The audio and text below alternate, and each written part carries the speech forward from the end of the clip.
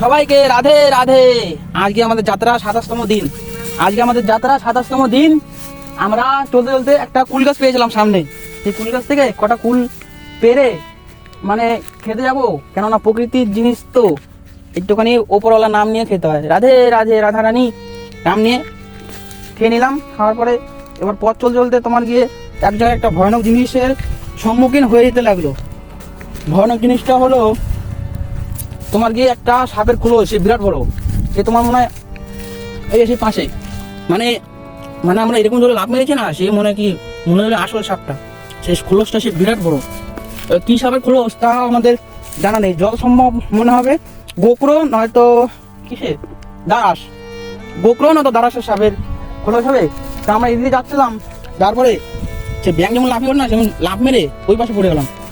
তারপর গেলাম পাশে কুল গাছ, উল্টুল খেয়ে নিয়ে এবার আমরা পথ চলতে হবে। কিন্তু এই জিনিস অবশ্যই জিনিস শেখায়, এই আমাদের মানে যেহেতু এসছে, যেহেতু দেখা হলো এই জিনিসটা হলো আমাদের অনেক কিছু শেখায়। জীবনে এরকম অনেক সমস্যা আসবে, যার কারণে এইটা তার মনে প্রমাণ। আজকে আমাদের যাত্রা প্রায় 27 দিন প্রায় খিরচুরা গোপীনাথ পৌঁছে গিয়ে ওখানে 2 দিন ছিলাম না, একদিন থাকার পরে এবার আমাদের এবার চলতে হবে। যাই হোক, এটা সে তো মানে বিরাট বড় কি সাপ তাও আমি জানি না। এরকম মুখ পুরো স্পষ্ট করে যাচ্ছে, এটা মুখটা পুরো সেই মনে হয় চোখেতে শুরু করে মুখেতে শুরু করে পুরো যেমন মনে হয় কি খুবই ভালো, অসুবিধা নেই। ভগবান আচনার সাথে, রাধারানী আচনার সাথে।